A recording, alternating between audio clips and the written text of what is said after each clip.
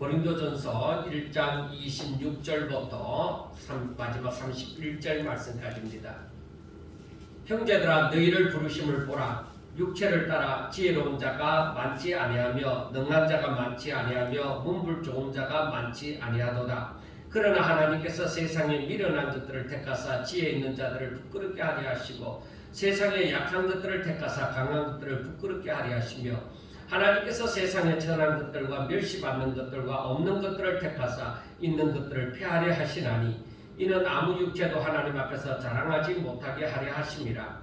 너희는 하나님으로부터 나서 그리스도 예수 안에 있고 예수는 하나님으로부터 나와서 우리에게 지혜와 어려움과 거룩함과 구원함이 되셨으니 기록된 바 자랑하는 자는 주 안에서 자랑하라 함과 같게 하려 함이라. 아멘.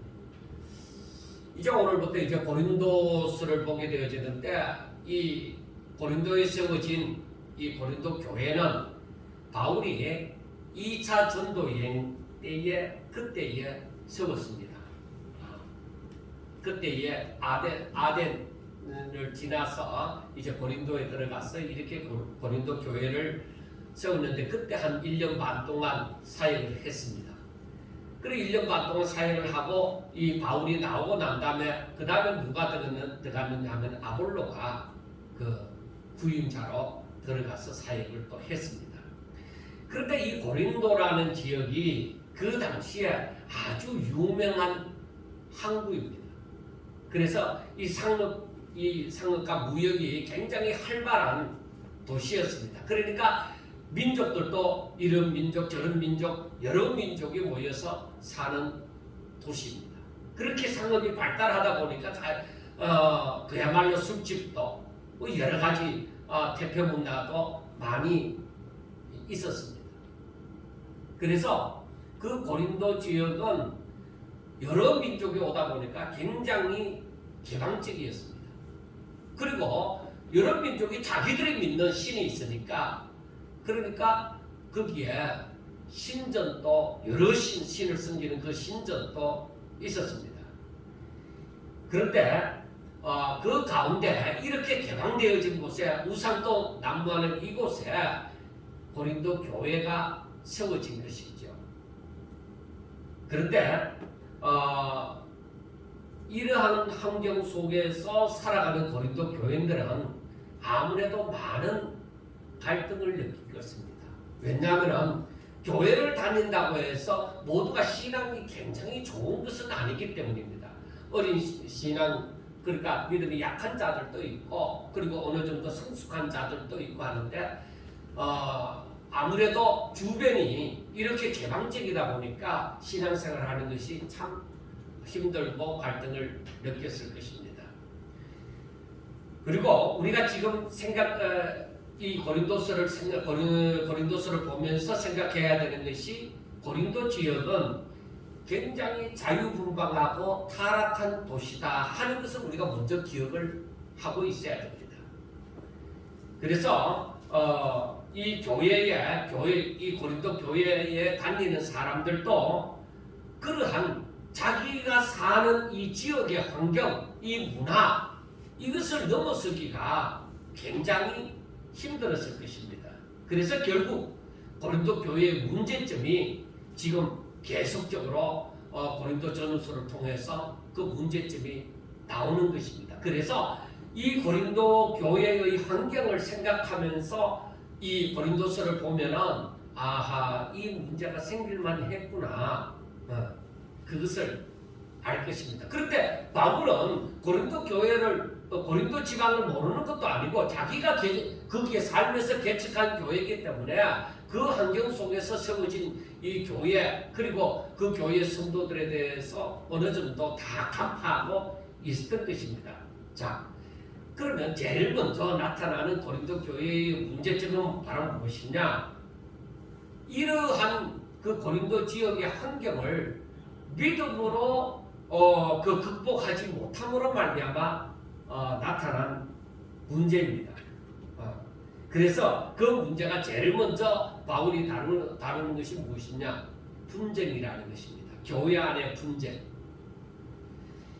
그래서 이 분쟁이라는 것은 우리가 이 고린도전서 1장 10절에 보면은 모두가 같은 말을 하고 너희 가운데 분쟁이 없이 같은 마음과 같은 뜻으로 온전히 합하라. 교회는 이렇게 온전히 합하여진, 그래서 같은 말을 하고 같은 마음을 가지고 같은 뜻을 품는, 이게 교회의 아름다운 모습이다 이 말이에요.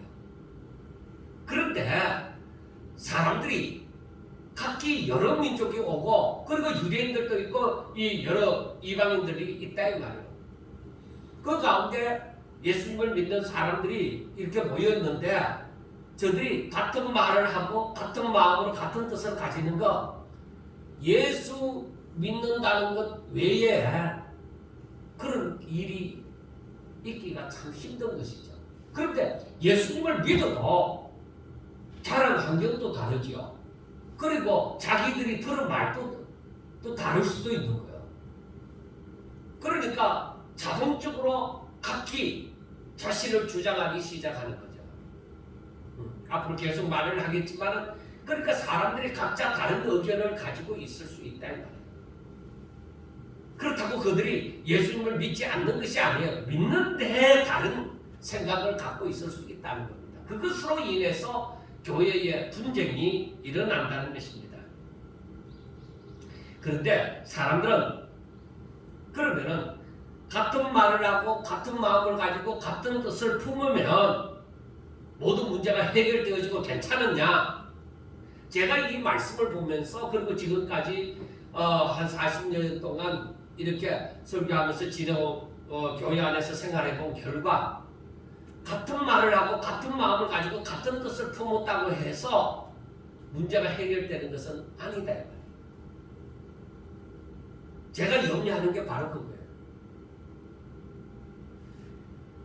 같은 말을 하고 같은 마음을 가지고 같은 뜻을 가지고 있으나 무엇에 근거를 했느냐는 거죠. 무엇에 근거를 하여서 같은 말을 하고 같은 마음을 가지고 같은 뜻을 품었느냐는 것이죠. 우리가 열왕기상 22장을 보면은 거기에 북쪽 이스라엘의 아방과 남쪽 유다의 그 요사밧 왕이 서로 사돈이 되어지는 것이죠. 그러니까 아합의 딸이 그 요사밧의 아들하고 그렇게 결혼을 하게 되어져서 서로 사돈 관계에 있는데, 요사밧이 이 아합에게 방문을 했습니다. 그때에 아합 왕이 얘기를 합니다. 요사밧 왕에게 당신도 나와 함께 저 아람 나라의 길랏라못이라는 곳을 쳐서 우리가 뺏고자 하는데 같이 갑시다. 이렇게 되어져서, 그러면 하나님 앞에 먼저 그 뜻을 물어봅시다. 여기에 물을 만한, 여호와께 물을 만한 선지자가 없습니까? 하니까 있지요. 그래서 그 선지자가 누구냐? 시드기야를 위시하여 400여 명의 선지자가 등장을 하게 되었습니다. 그래서 저들에게 우리가 길랏라못으로 올라가서 이 전쟁을 할까 말까 하니까, 이 시드기야가 하는 말이 올라가소서, 하나님께서 그 성읍을 왕의 손에 붙이겠나이다. 그렇게 말을 한 거예요. 그래서 이 왕에게 굉장한 응원부대가 되어 주었습니다. 그 선지자들이, 400여 명의 선지자들이. 우리가 한번 생각해 보세요. 오늘날에 400명의 목사가 모여졌다 해도 이건 엄청나게 많이 모인 거잖아요. 그런데 그때 당시에 400여 명의 선지자들이 왕 앞에 모여서 그렇게 말을 하면은 그 굉장한 힘이 있죠. 그런데 요사밧이 얘기를 합니다. 아합 왕에게 이 사람들 말고 다른 선지자는 없습니까? 하니까 있긴 있는데 내가 좀 불편해하는 선지자가 있다고 얘기를 해서 누구를 데리고 가요? 미가야 선지자를 데리고 오는 거예요. 그럼 미가야 선지자를 데리고 왔는데, 그 데리러 갔던 사람이 이 시드기야를 위시한 400명의 선지자들이 이렇게 좋은 말을 했는데, 당신도 이번에는 늘 왕에게 안 좋은 말 하고 했었는데 이번만은 좋은 말을 좀 해줬으면 좋겠다고 얘기를 합니다. 그러나 미가야 선지자는 처음에는 비웃는 듯이 그렇게 시드기야 선지자처럼 얘기합니다. 그러나 바로 얘기를 해봐라 하니까 미가야 선지자가 얘기합니다. 내가 보니 온 이스라엘이 목자 없는 양같이 산에 흩어졌는데 여호와의 말씀이 이 무리에게 주인이 없으니 각각 평안히 자기 집으로 돌아갈 것이니라 하고 얘기를 하는 거예요. 그러니까 미가야 선지자가 하는 말은 뭐예요? 목자 잃은 양같이 하는 것은 왕이 죽는다는 얘기죠. 그러니까 이 굉장히 왕만 화가 나는 것이 아니라 시드기야를 위시한 400명의 선지자도 화가 나는 거야. 그래서 이 400명의 선지자 중에 대표가 되어지는 시드기야가 미가야 선지자의 뺨을 때리면서 하나님의 영이 나를 떠나서 어디로 가서 너에게 그렇게 말씀하더냐 그렇게 얘기를 해요. 그런데 우리가 성경을 보면서 실상을 알고 보면은 하나님께서 아방을 죽이시고자 계획을 하셨어요. 그래서 저 아합이 길라 라못에 가서 어떻게 하면 죽게 할거. 그래서 이 하나님 앞에 있는 한 천사가 내가 그 시드기야를 위시한 그 400명의 선지자에게 거짓말하는 영이 되어서 들어가겠다. 거짓말을 하도록 하겠다. 그래서 시드기야와 400명의 선지자가 이제 하나님 앞에 받은 말씀이라고 생각하지만은 그것은 거짓말을 하는 영이 들어갔잖아요. 그래서 미가야 선지자가 하는 말이 옳고 시드기야와 400명의 선지자가 하는 말은 거짓이 되어지는 거예요. 그런데 시드기야가 생각할 때는 미가야 선지자가 잘못되어졌다는 거죠. 그러니까 400명의 선지자의 그 배경을 등에 업고서 그 미가야 선지자의 뺨을 친 것이죠. 여러분들이요, 400명의 선지자가 같은 말을 하고 같은 마음을 가지고 같은 뜻을 품었다 해서 그게 진리는 아니다. 그러니까 제가 하는 말은 언제 어디서나 다수가 진리이지는 않습니다. 우리는 보통 투표를 할 때 다수결로 하잖아요. 민주주의에서 다수결로 하는데, 그런데 성경을 가만히 보면은 다수라고 해서 진리지는 않다. 오히려 많은 사람들 가운데서 선지자들은 박해를 받고 때로는 톱으로 켜 죽임을 받고 사식에 하나 감한매도 받고, 그러니까 많은 사람들이 그 선지자의 배경이 되어주는 것이 아니라 오히려 많은 사람들이 대적하는 자가 되어지고 정말 하나님께서 보낸 그 사람은 박해를 받고 있더라 이 말이에요. 그래서 우리가 항상 생각해야 되는 것이 이 사람들이 같은 말을 하고 같은 마음을 가지고 같은 뜻을 품었는데 그 근거가 어디 있느냐, 그게 참 중요하다는 것이죠. 지금 우리나라에 여러 이단들이 극성을 부리고 있습니다. 중국으로부터 들어온 동방진리교가 하는 그것도 지금 굉장히 활성화가 되어져 있습니다. 활성화가 되어졌다 하면은 하지만은 활발히 운동을 하고 있어요. 그리고 신천지가 있죠. 그리고 하나님의 교회, 안상봉 그 하나님의 교회도 있죠. 이들이 어떻게 해서 갑자기 이렇게 한국에 들어와서 이렇게 퍼져나갈까? 저들의 무리는 말이에요, 정말로 일반 기성교회 성도들하고는 달라요. 정말로 저들은 같은 말을 하고 같은 마음을 품고 같은 뜻을 품고 저들 한 목소리를 내고 있다 말이에요. 힘이 딱 다갑이 되어져 있어요. 그 일반 교회가 상대하기는 너무나도 힘든 그런 체제가 되어져 있어요. 그래서 오직 이 이단들이 힘이 없이 이단 되어지는 게 없어요. 그들의 무리들은 딱 결집이 딱 되어져 있어요. 사단이 빈틈없이 그렇게 하죠. 근데 우리가 알아야 돼요. 그들이 진리지는 않습니다. 제가 인터넷으로 성경을 내용을 어떤 사람들은 어떻게 말을 했는가 이렇게 검색을 하다 보면 딱 뜨는 게 하나님의 교회 혹은 신천지예요. 요즘에는 신천지보다가 하나님의 교회, 안상홍씨 그 하나님의 교회 그 주류에 있는 사람들이 어떻게 하는지는 저도 잘 모르지만 인터넷에 검색해서 기독교적인 내용을 검색하다 보면 가장 먼저 또 있어요. 야, 이거 큰일이다. 일반 성도들이 모를 것이다 이거예요. 이게 이단인지. 이게 큰 문제예요.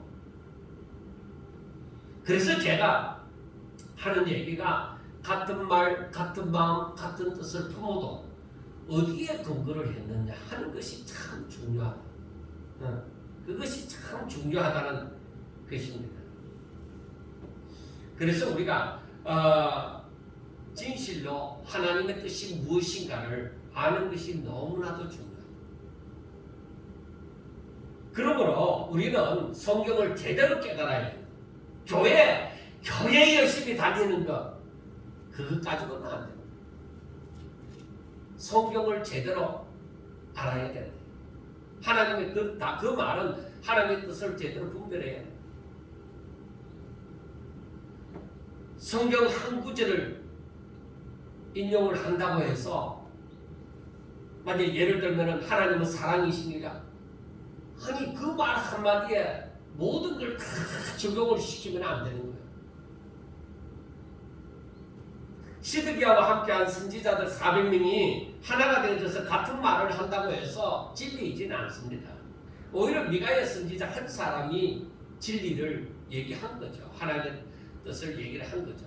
그래서 이 바울이 하는 말이 로마서에서 하는 말이 뭐예요? 너희가 이 세대를 본받지 말고 하나님의 선하시고 기뻐하시고 온전하신 뜻이 무엇인지 분별하도록 하라. 그렇게 말씀을 합니다. 하나님의 뜻을 분별할 수 있어야 돼요. 그래서 제가 성경을 보면서 제가 어느 정도까지 만약에 말씀을 몇 년도까지 말씀을 전하다가 이제 죽었다고 합시다. 그러면은 야 내가 그동안에 말씀 전하고 있으니까 내 삶은 끝났다 홀가분하다. 아니 그 마음을 갖지 못할 것 같아요. 왜? 이 하나님의 뜻을 제대로 알아야 되는데 이걸 제대로 깨달아야 되는데 하루아침에 제대로 성경 읽는다고 제대로 알아지는 일이 없습니다. 정말로 하나님께로 마음문을 열고 정말로 하나님을 알고자 하고 정말로 믿음을 가지고 그 말씀을 순종해 갈 때에 성령의 역사가 바로 있어서 성령께서 우리로 하여금 이 말씀을 깨닫게 해주신다 말이에요. 이 비밀을 알게 해주신다 이 말이에요. 이러한 게 성령의 역사예요. 그래서 이 고린도서고 이제 앞으로 그 로마서를 제외한 다른 서신을 이렇게 보면서 나아가면은 이야 오늘날 우리가 다니는 이 교회에서도 이와 같은 문제점들이 굉장히 많구나 하는 것을 우리가 발견하게 될 것입니다. 자, 그러므로 우리는 고린도 교회의 분쟁의 그 근원이 무엇이냐? 여기에 보면은 우리가 이 말씀을 고린도전서 1장을 가만히 보면은 그 분쟁의 원인이 이제 12절에 가면은 내가 이것을 말하거니와 너희가 각각 이르되 나는 바울에게 나는 아볼로에게 나는 게바에게 게바는 베드로를 두고 얘기합니다. 게바에게 나는 그리스도에게 속한 자라 한다는 것이니 그리스도께서 어찌 나뉘었느냐 바울이 너희를 위하여 십자가를 못 박겠으며 바울의 이름으로 너희가 세례를 받았느냐 하고 얘기를 하는 거예요. 그러니까 편이 나누어지는데 처음에 이 고린도 교회를 세웠던 바울이 지금도 살아있다 이 말이요. 그런데 지금 현재는 이 편지를 쓸 당시에는 에베소 교회에 있을 동안에 이 소식을 받고 이 편지를 쓴 거예요. 그러니까 나는 바울파다. 어떤 사람은 그 후임자로 왔던 나는 아볼로파다. 또 어떤 사람은 야 그 사람들은 진정한 사도가 아니야. 예수님의 수제자가 있잖아. 그래서 그 사도들 이제 대표가 되어지는 베드로. 나는 베드로파다. 아니 나는 오직 그리스도에게 속한 자다. 그러면서 다 갈려져요. 자 여러분 이렇게 함으로써 한 교회 안에서 고린도 교회가 그때 굉장히 이제 왕성해지고 굉장히 성장을 했는데 이렇게 그 교회가 당을 짓게 되어진 거예요. 바울파, 아볼로파, 베드로파, 예수파 하고 나누어진 거예요. 그러니까 서로가 서로를 경계하고 대적을 하는 거죠. 그 바울이 생각할 때는 마음이 아프다. 도대체 왜 이렇게 되어졌느냐는 거죠. 내가 저들에게 이렇게 가르치지는 않았는데 어떻게 해서 이렇게 되어졌느냐는 것이죠. 자신이 유명한 사람과 친분이 있고 나는 그 사람에게 세례를 받았으므로 더 권위가 있는 것처럼 그에게 속함으로 더 인정을 받는 것처럼 말을 하고 같은 편끼리 뭉쳐서 결국에는 서로 강물지옥으로 교회를 혼란에 빠뜨리는 것입니다. 여러분, 이것이 이 고린도 교회의 문제만 아닙니다. 교회도 교회 정치가 있어요. 노예 가면 노예 정치가 있고 총회 가면 총회 정치가 있는데 정치라는 것이 사회 정치도 마찬가지예요. 정치가 들어가는 곳에는 전부 다 이렇게 당이 갈라져요. 오늘날 나라 정치도 뭐요? 백성을 위한 정치를 한다면서 전부 갈라져 있잖아요. 자기들이 더 잘하는 듯이 갈라져 있잖아요. 제가 평소에 한 번씩 얘기를 하죠. 사람은 믿을 게 못 된다. 사람은 믿을 게 못 된다고 제가 얘기를 하죠. 왜? 사람은 변질이 되죠.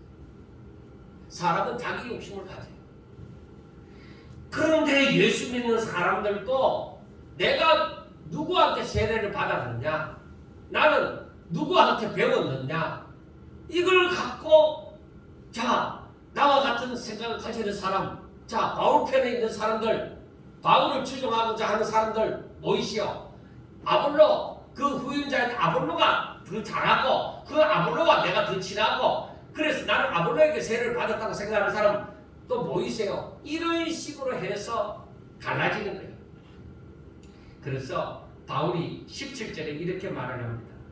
그리스도께서 나를 보내시면 세례를 베풀게 하리 하심이 아니요 오직 복음을 전하게 하리 하심이로되 말의 지혜로 하지 아니하면 그리스도의 십자가가 헛되지 않게 하리 함이라 하고 말씀을 해요. 그러니까 바울이 말하는 것은 뭐야? 야, 내가 너희들에게 세례를 베풀려고 한 거 아니야. 내가 너희들에게 간 것은 복음 전하려고 그리스도의 십자가를 전하려고 너희들에게 갖는 것이야. 내가 십자가를 전한다 할지라도 어떤 말을 잘함으로 말의 지혜로서 내가 하려고 한 것이 아니야. 오직 나는 그리스도의 십자가 그대로를 전하고자 했던 것이야. 그렇게 얘기를 합니다. 그래서 바울은 이 예수 믿는 사람들에게 중요한 것은 이 복음을 제대로 깨닫는 것이다 하는 것을 얘기를 합니다. 근데 사람들은요, 그 말이 맞다 싶어도 돌았으면은 달라집니다. 제가 그런 걸 보고 정치하는 선에서 제가 포기를 해버려요. 손을 들어버렸어요. 사람은 그렇지 안 된다. 사람은 당연히 그 말이 맞습니다. 이렇게 얘기하고서는 돌아서서는 또 갈라지는 거예요. 하나가 안 되는 거예요. 어쨌든 그래서 세상은 누구의 라인이냐, 우리가 줄을 잡으라 하잖아요. 누구의 라인이냐, 누구에게 속하였느냐, 누구를 아느냐 하는 것을 세상은 굉장히 중요하게 생각합니다. 한번 세상을 보세요. 그렇지 않는지. 우리 주변을 한번 보라. 우리 주변에 일어나는 일을 한번 보라. 도대체 어떻게 되어져 가고 있는지. 온 세상이 그렇습니다. 이 모든 것이 실상은 누구의 라인이든지 누구에게 속하였든지 누구를 유명한 사람을 알든지 간에 이 모든 건 예수 믿는 사람에게 있어서는 다 헛된 것입니다. 우리는 오직 주께 속한 바 된 사람들입니다. 그러한 사람들은 복음을 떠나서 어떤 것도 중요하지 않습니다. 여러분 세상을 보세요. 유명한 사람들이 얼마나 많습니까? 오고 가는 세상에 정말로 세계의 한 획을 걷는 그런 사람들도 많이 있습니다. 그리고 정말 부러워할 만한 부자도 많습니다. 그러나 그와는 반대로 가난한 자도 유명하지 못한 자도 많이 있습니다. 이처럼 유명한 자나 그렇지 못한 자나 부자나 가난한 자나 다 한 번 왔다가 가는 인생이에요. 흙으로 지음을 받은 하나님의 피조물일 뿐입니다. 그래서 사람들은 이 세상에 사는 동안에 어떻게 하면 자신의 욕구를 채우면서 살까를 고민하면서 애를 쓰면서 살아가는 것입니다. 어린 아이들이 자랄 때에 누가 말을 더 빨리 하고 누가 더 재능이 있고 이러면 박수를 쳐주고 어른들이 좋아합니다. 그리고 이 아이들이 자라면서 열심히 공부를 하면서 얼마나 자기가 더 앞서는지 그걸 나타내려고 합니다. 그러다가 직장에 들어가서 열심히 일해서 돈을 법니다. 가정을 꾸립니다. 그리고 자기의 자식을 보면서 살아갑니다. 그런데 마지막에 뭔가를 다 나름대로 할 만큼 했다고 생각하면서 그 사람들에게 생기는 마음이 무엇일까요? 다 육신을 향한 욕구입니다. 자기 육신을 위한 만족을 추구를 합니다. 그런데 성경을 보면서 깨닫는 것은 하나님을 믿는 사람들에게 있어서는 그러한 것들이 그렇게 중요한 것이 아닙니다. 그래서 예수님께서 마태복음 6장에 보면은 이 부분에 대해서 얘기를 합니다. 마태복음 6장 24절부터 보면 한 사람이 두 주인을 섬기지 못할 것이니 혹 이를 미워하고 저를 사랑하거나 혹 이를 중히 여기고 저를 경히 여김이라. 너희가 하나님과 재물을 겸하여 섬기지 못하느니라. 그러므로 내가 너희에게 목숨을 위하여 무엇을 먹을까 무엇을 마실까 몸을 위하여 무엇을 입을까 염려하지 말라. 목숨이 의복보다 중하지 아니하며 몸이 의복보다 중하지 아니하냐. 공중의 새를 보라. 심지도 않고 거두지도 않고 창고에 모아들이지도 아니하되 너희 하늘 아버지께서 기르시나니 너희는 이것들보다 귀하지 아니하냐. 너희 중에 누가 염려함으로 그 키를 한 자라도 더할 수 있겠느냐. 또 너희가 어찌 의복을 위하여 염려하느냐. 들의 백합화가 어떻게 자라는가 생각하여 보라. 수고도 아니하고 길쌈도 아니하느니라. 그러나 내가 너희에게 말하노니 솔로몬의 모든 영광으로도 입은 것이 이 꽃 하나만 갖지 못하였느니라. 오늘 있다가 내일 아궁이에 던져지는 덜풀도 하나님이 이렇게 입히시거든 하물며 내일까 보냐. 믿음이 작은 자들아. 그러므로 염려하여 이르기를 무엇을 먹을까 무엇을 마실까 무엇을 입을까 하지 말라. 이는 다 이방인들이 구하는 것이라. 너희 하늘 아버지께서 이 모든 것이 너희에게 있어야 할 줄을 아시느니라. 그런즉 너희는 먼저 그의 나라와 그의 의를 구하라. 그리하면 이 모든 것을 너희에게 더하시리라 하고 말씀을 합니다. 이 마태복음 6장 24절부터 있는 이 말씀과 그리고 전도서를 읽으면 읽을수록 인생이 이렇게 살아서는 안 되겠구나 하고 해답이 나와지는 것이 있을 것입니다. 그 해답을 얻으세요. 그래서 예수님께서 하신 말씀에 보면은 너희는 하나님과 재물을 겸하여 섬기지 못하느니라 하고 예수님이 말씀하셨습니다. 하나님과 재물은 겸하여서 섬기지 못한다고 분명히 말씀을 했습니다. 그런데 사람들은 어떻게 살아갑니까? 하나님도 섬기고 재물도 섬기면서 살고자 하는 것입니다. 그리고 솔로몬의 모든 영광으로도 입은 것이 이 꽃 하나만 갖지 못하느니라. 오늘 있다가 내일 아궁이에 던져지는 덜풀도 하나님께서 이렇게 입으시거든 하물며 너희일까 보냐. 믿음이 작은 자들아 하고 말씀을 합니다. 너희들도 어떻게 해서 사람들에게서 가장 부귀영화를 누렸다고 하는 이 솔로몬도 바로 이 백합화 하나만 못하다. 너희들은 그 부귀 영화를 쫓아 살지 않는다. 그래서 너희들이 염려하면서 무엇을 먹을까, 무엇을 마실까, 무엇을 입을까 하지 말라. 이런 것은 하나님 모르는 이방인들이 다 구하는 것이다고 얘기합니다. 이런 건 이방인들이 구하는 거야. 그러시면서 너희는 먼저 그의 나라와 그의 의를 구하라. 그리하면 이 모든 것, 너희들에게 필요한 모든 것 하나님이 다 아시고 너희들에게 더하여 주시리라. 그래서 우리가 생각하면서 깨달아야 되는 것이 무엇이냐? 이게 예수님의 말씀이다. 그 말씀이 헛되지 않는다. 헛되지 않다. 그러면 우리가 도전해야 된다. 내가 정말로 하나님의 나라와 하나님의 의를 구하면서 삶으로 이 모든 것이 따라와지도록 만들어야 된다. 너희는 먼저 그의 나라와 그의 의를 구하라. 그리하면 이 모든 것을 더하여 주시리라. 그러면 그것이 따라와집니다. 그래서 제가 아는 말씀이 옛날부터 이 교회에 와서 계속적으로 했던 말씀이 바로 이러한 복은, 사람들이 말하는 이런 이방인들이 구하는 그 복은, 내가 하나님 이름으로 하나님의 말씀을 순종하며 살아갈 때에 그건 따라와지는 것이, 내가 그걸 쫓아가면 안 된다. 그건 믿음의 삶이 아니라는 것입니다.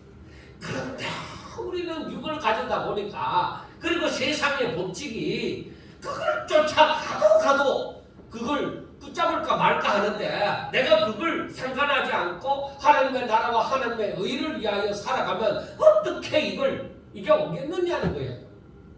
이게 의심이 드는 거예요. 그러니까 예수님께서 하신 말씀이 믿음이 작은 자들아 왜 염려하느냐? 맞습니다. 내 믿음이 작음으로 내가 염려하여서 그걸 쫓아가는 거예요. 왜? 세상 사람들이 얼마나 그걸 붙잡으려고 밤잠을 안 자고 얼마나 힘을 들여서 그걸 붙잡으려고 하느냐 이거. 얼마나 열심히 살아갑니다. 근데 예수 믿는 사람들이 그걸 쫓아가지 아니하고 그걸 붙잡으려고 노력하지 아니하고 그게 와진다고요? 말이 안 되잖아요. 남은 열심히 그걸 쫓아가도 못 붙잡는데, 붙잡을까 말까 하는데, 나는 오로지 그와는 반대로 하나님의 나라와 하나님의 의를 위해서 사는데 그것이 따라온다고? 말도 안 되는 소리 하지 마. 세상에 그런 일이 어디 있느냐? 성경을 보면 세상에 그런 일이 어디 있느냐 하는 일들이 일어나고 있는 성경입니다. 그래서 내가 믿음으로 살 때에 어떻게 살아야 되겠느냐? 내가 하나님을 믿으면서 제대로 하나님을 믿으면서 산다고 하는 것이 무엇이겠느냐? 하나님, 내가 하나님의 나라와 하나님의 의를 구한다고 살아갈 때에 내가 이 뒤에 따라오는 게 이게 따라올지 안 따라올지 걱정이 됩니다. 그래서 나는 어쩔 수 없이 저것도 붙들고 하나님도 붙들고 저걸 잘 따라올 수 있도록 하나님 앞에 기도하고, 그래서 사람들이 세상 것을 미련을 못 버리고 그거 붙잡으려고 얼마나 열심히 또 기도합니다. 하나님이 그러라고 말씀을 하셨어요. 그걸 얻기 위해서 열심히 기도하라고 했어요. 성경이 그렇게 얘기를 하고 있더냐. 그래서 성경을 보면서 어떻게 살아야지. 이 성경이 이쪽을 보니까 이런 것 같고 저쪽을 보니까 저런 것 같고 머리 아프다. 도대체 어떻게 살아야 되지. 그래서 이 진리를 온전히 깨닫지 못함으로 사람들은 세상의 법칙을 따라서 살아가는 거예요. 그래서 교회가 타락하는 거예요. 왜? 하나님 말씀 안 믿잖아. 믿음으로 기도한다고요? 믿기 때문에 기도한다고요? 안 믿기 때문에 그런 기도를 하죠. 그래서 하나님의 말씀을 따라 좁고 협착한 길을 걷는 사람이 그러니까 적구나. 여러분, 저는 여러분들에게 이제 다음 장에 3장 정도에 들어가면은 말씀을 하겠지만은 저는 여러분들이 신령한 자 되기를 원합니다. 아멘 하세요. 신령한 자 되기를 원합니다. 여러분 알아야 돼요. 내가 영적으로 이런 깨달음이 있어야 돼요. 저도 수십 년간 몸부림치면서 살아봤어요. 어떻게 하면 이렇게 살까? 어떻게 하면 이렇게 살까? 정말로 이 말씀대로 될까? 정말 저는 어떤 교회에 많은 사람을 모아갖고 나를 존경하고 부러워하고 따르는 사람들이 많은 건 크게 문제가 아니에요. 이 말씀이 도대체 정말로 그대로 우리 일반 사람들이 보통 이름도 없고 별로 유명하지도 않고 그런 사람들이 따라가면서 살 수 있을까? 어떻게 하면 이걸 깨닫고 그렇게 살 수 있을까? 그 해답이 뭔지 알아요? 따라합시다. 성령이 해답이다. 예, 뒤편에 가서 제가 말씀을 하지만 오직 성령으로 이 일이 이루어진다. 성령으로 우리에게 임한, 내가 예수 그리스도를 영접했을 때 임한 성령이 해답이 되죠. 그렇게도 방언을 하고 그렇게도 기도하고 그렇게도 성령을 쫓아 행하려고 노력을 했다 하지만은 왜 성령을 모르느냐? 내가 내 생각을 부리지 않는다. 그게 장애물이에요.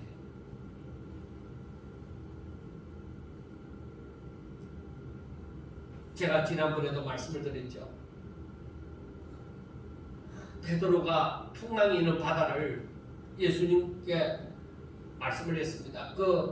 그때에 풍랑이 있는 바다, 흑암 칠흑같이 어두운 흑암 가운데서 예수님의 음성을 듣고서 주여 만일 주시거든 나를 명하사 이 물 위로 걸어오라 하소서. 그래서 그래 오너라. 베드로가 한순간 그 물 위를 걷습니다. 그런데 주변을 돌아보고 그 흑암 가운데서 일렁이는 그 파도를 보고 그냥 빠져들어가잖아요. 왜 그럴까? 내 생각이 들어가니까 안 되는 거야. 주의 말씀만을 듣고 나아갈 때는 그 물 위를 걷는다. 내 생각이 아이고 무서워라. 아이고 어떻게 하지? 그냥 쑥 빠져들어. 저는 거기에서 많은 생각을 해봤습니다. 내 생각이 어디로부터 말미암았느냐? 내 생각이 바로 세상에서 얻은 지식이에요. 세상에서 얻은 경험이에요. 믿음이 아니에요.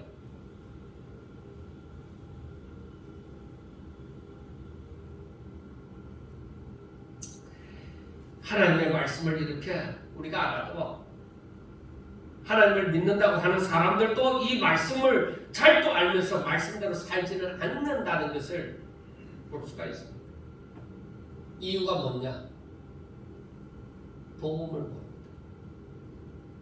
우리가 복음을 잘 알고 있는 것 같죠?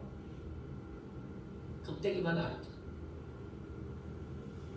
진정 그 가운데 역사하시는 성령을 모르는 거야.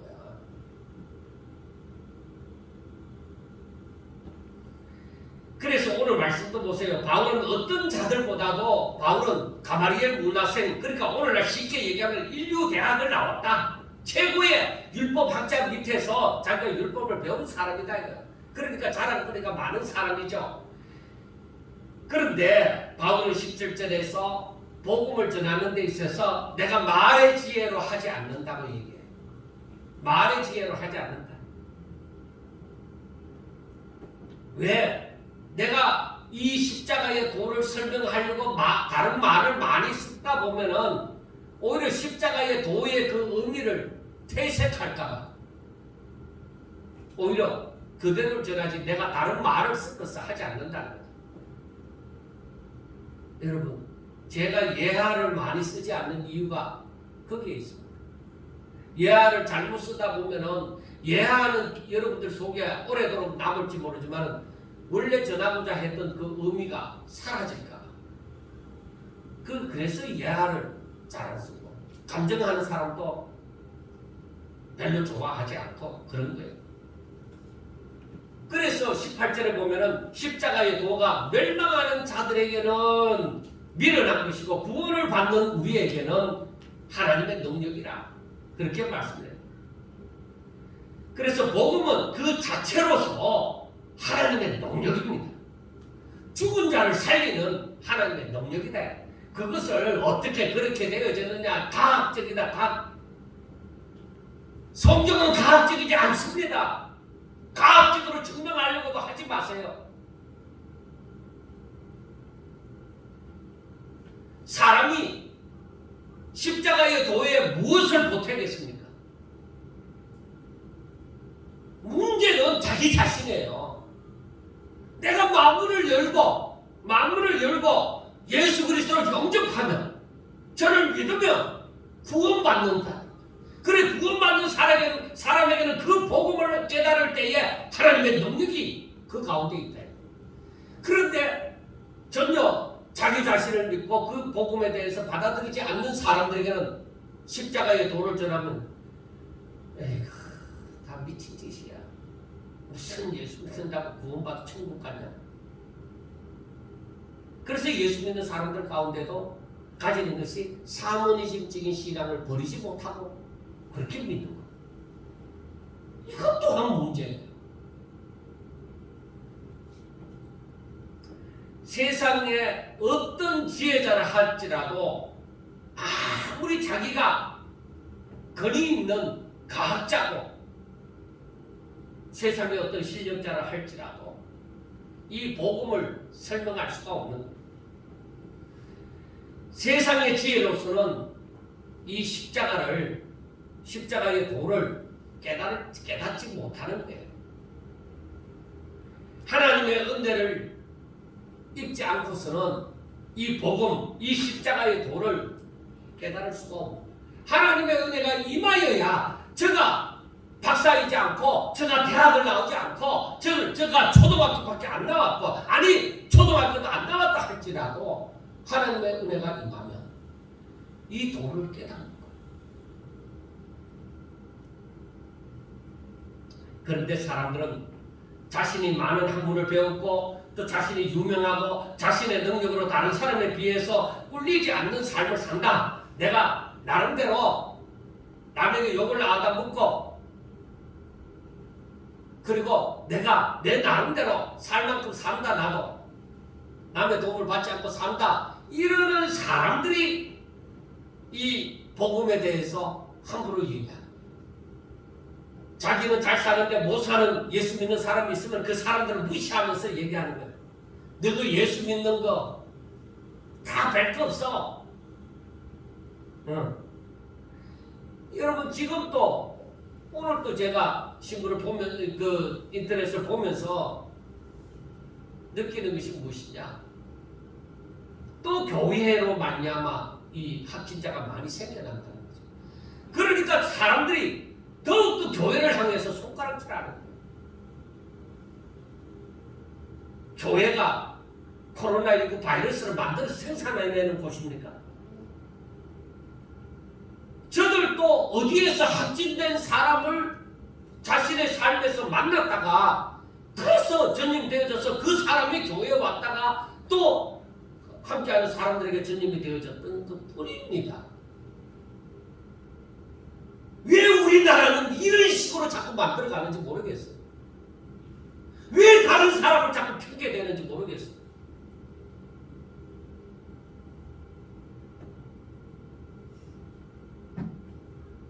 왜 그럴까요?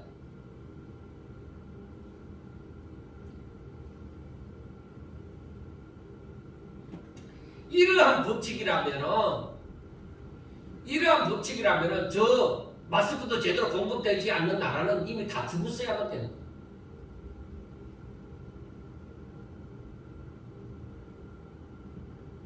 자꾸 자꾸 핑계 댈 수 있는 어떤 사람, 어느 단체 그렇게 만들어가면 안 되는 거예요.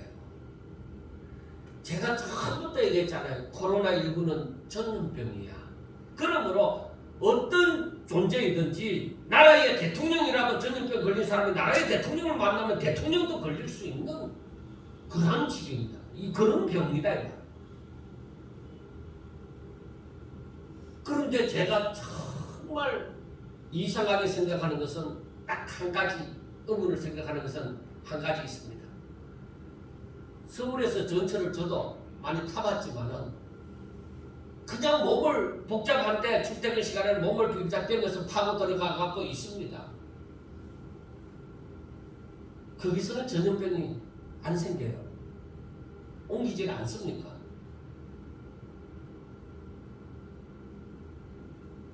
방역을 얼마나 자주 하겠습니까? 그곳이 다른 데보다 방역 더 자주 하는 것도 아니에요. 사람은 계속 갈아타고 하는데 그래서 저는 생각해요. 자신이 힘을 가졌다고 생각할 때 남을 몰아붙이고 할 수 있습니다. 자기가 세상에서 배운 사람이고 또 지위가 있는 사람이고 돈이 있는 사람이고 젊은 사람이고 하면은 약한 예수 믿는 사람에 대해서 함부로 폄하하는 거예요. 그러면서 십자가 그거 저 이스라엘 사람이 무슨 한국 사람 이해갖고 죽었다고 생각하냐? 당신들 배운 사람이 어떻게 그렇게 믿고 따라가느냐? 베리벨 소리도 합니다. 하다못해 목사님 제에게도 그런 말을 해요. 그래서 내가 그렇게 얘기하죠. 당신이 복음을 아나?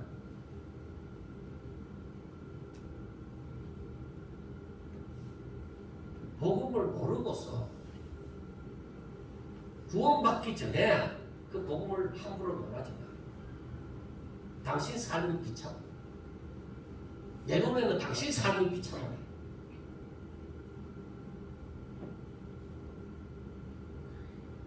(21절에) 보면은 바울은 하나님의 지혜에 있어서는 이 세상이 자기 지혜로 하나님을 알지 못함으로 하나님께서 전도에 미련한 것으로 믿는 자들을 구원하시기를 기뻐하셨도다.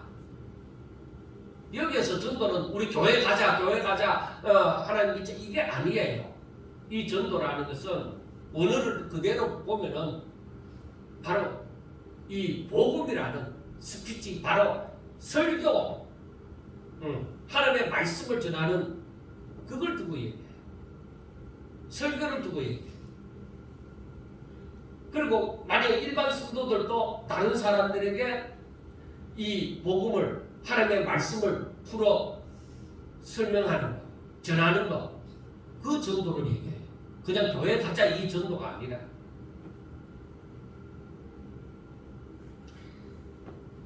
그것이 세상의 어떤 지혜보다도 더 낫다. 24절과 25절을 보면 오직 부르심을 받은 자들에게는 오직 유대인이나 헬라인이나 그리스도는 하나님의 능력이 하나님의 지혜니라. 하나님의 어리석음이 사람보다 지혜롭고 하나님의 약하심이 사람보다 강하니라 하고 말씀을 합니다. 사람들이 잘났다고 뭐라고 얘기하고 또 김용욱이가 뭐라고 말을 하고 다 미친 자들과 같은 거예요. 저들은 하나님을 잘 알지 못해요. 그냥 드러나는 것을 공부했을 뿐이에요.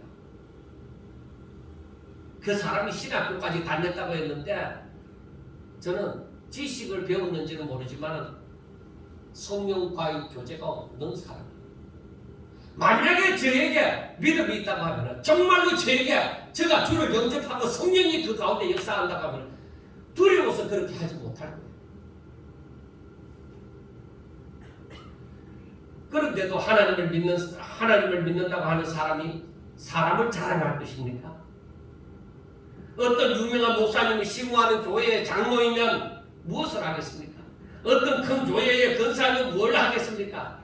수많은 성도들이 모이는 교회의 목사님은 무엇을 하겠습니까? 그러면 거기에 다니는 사람들, 그러한 사람들 그 사람들은 복음을 깨닫고 다 예수의 제자가 된 것입니까? 말도 안 되는 소리 하지 마세요. 정말로 하나님을 알고 그 도를 깨닫고 사람을 볼 때는 그건 아무것도 아니에요.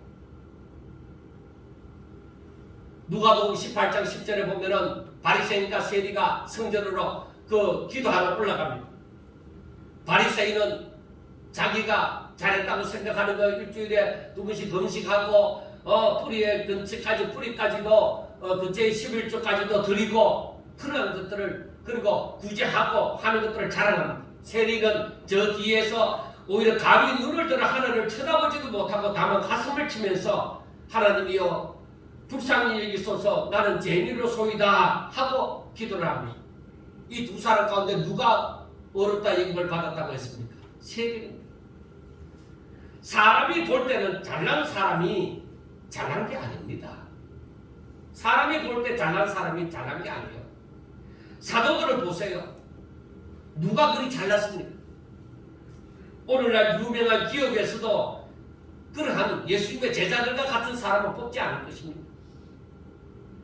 그런데 전지전능하신 예수님께서 제자들을 뽑는데 어찌 別볼일 없는 자들을 뽑습니까?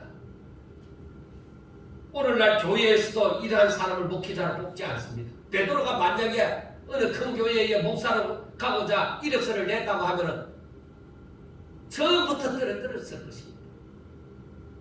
어떤 학교를 나왔느냐, 어떤 큰 교회에 부교육자로 있었느냐, 어떤 유명한 사람에게 속하였느냐를 보면서 오늘날 교회들은 사람을 뽑습니다. 그래서 오늘날에는 배경이 없이는 교회에 담임하는 것조차 담임 목사가 되는 것은 꿈도 못 꿉니다. 그래서 신학생들이 큰 교회에 부교육자로 가려고 그렇게 애를 쓰는 것입니다. 사랑하는 성도 여러분, 무엇을 내세우십니까? 무엇을 자랑하십니까? 세상 사람들처럼 자랑하려고 하면은 우리 교회와는 안 맞습니다. 저는 그런 자랑거리를 만들려고 애를 쓰지 않습니다. 우리 교회는 내세울 게 없습니다. 세상적으로 볼 때. 우리가 오늘 읽었던 그 본문을 한번 보세요. 하나님께서는 세상에 미련한 것들을 택하사 지혜 있는 자들을 부끄럽게 하려 하시고 세상에 약한 것들을 택하사 강한 것들을 부끄럽게 하려 하시며 하나님께서 세상에 천한 것들과 멸시받는 것들과 없는 것들을 택하사 있는 것들을 폐하려 하시나니 이는 아무 육체도 하나님 앞에서 자랑하지 못하게 하려 하십니다. 다 이게 하나님이 이유가 있다. 베드로 같은 사람을 제자로 뽑은 이유가 있다. 그러면 우리 교회는 희망이 없느냐? 돈도 없고 사람도 없고 뭐 내세울 것이 없는 교회는 희망이 없느냐? 아니 그러니까 희망이 있다. 그러니까 희망이 있다.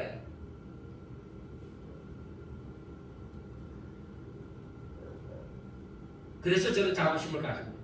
30절에 있는 말씀처럼 하나님으로부터 나서 그리스도 예수 안에 있는 것으로 자부심을 가집니다. 오직 예수님이 우리의 지혜가 되시고 우리의 어려움이 되시고 거룩함이 되시고 구원함이 되시기 때문입니다. 오직 그 구원자 되시는 예수님을 바라보면서 살기 때문에 희망이 있는 것입니다. 물론 다른 교회도 마찬가지입니다. 그러나 어떤 것도 비교하지 않습니다. 단지 우리 자신이 오직 복음을 믿고 하나님의 자녀로 살면서 예수님이 우리의 전부가 되신다면은 만족을 한다는 것입니다. 예수님이 나에게 계시고 하나님의 말씀이 내게 충만하다면은 그것으로 만족을 한다는 거예요. 세상 사람이 알아주지 않더라도 하나님은 인정을 하기 때문입니다. 그래서 우리를 구원하시기 때문입니다. 믿음으로 사는 자들에게는 사람에게서 자랑할 것을 찾는 것이 아니라 하나님으로 말미암아 만족하며 자랑할지라도 주 안에서 자랑하고자 한다는 것입니다. 왜? 사도 바울처럼 오직 이 그리스도가 가장 귀한 세상의 어떤 것으로도 바꿀 수가 없는 존재가 내 안에 계신 예수님이라. 죽음만한 다이아몬드가 우리는 구경도 못하고 가지지 못하지만은 그러나 그것보다도 더 귀한 것이 바로 내 안에 계신 예수님이라는 그 깨달음만, 그만큼 그렇게 여겨질 만큼 큰 깨달음, 복음에 대한 깨달음이 있다면 얼마든지 만족하면서 살아갈 수 있는 거예요. 사랑하는 여러분, 우리가 진정 복음을 깨달음으로 주와 함께 사는 자가 되시고, 그리고 내 자랑은 눈에 보이는 어떤 것이 아니라 내게 계신, 나와 함께 하신, 내 안에서 살아계셔서 나를 주장하시고 인도하시는 그 예수님이 자랑이 되시기를 바랍니다. 마지막으로 예레미야 9장 23절과 24절을 읽으면서 마칠까 합니다.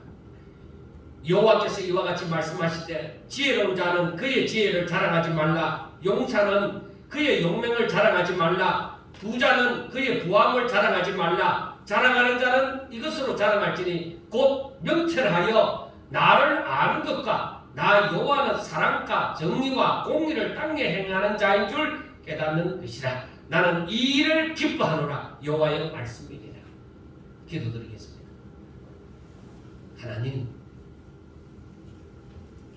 하나님을 아는 지식이 생명으로 저희들 가운데 넘치고 넘치게 하여 주시옵소서. 성령이 저희들 가운데 역사하사 정말 하나님을 아는 기쁨이 저희들의 삶에 넘치게 하여 주시옵소서. 세상의 어떤 것으로 자랑하는 자가 아니라 하나님으로 자랑할 수 있는 주여 축복하여 주시옵소서. 저희들에게 귀한 은혜가 임하여서 정말로 하나님의 뜻을 따라 하나님께서 만족해 하시는 하나님의 마음에 합한 그러한 종들이 다 되게 하여 주시옵소서. 예수님 이름으로 감사하며 기도드리옵나이다. 아멘.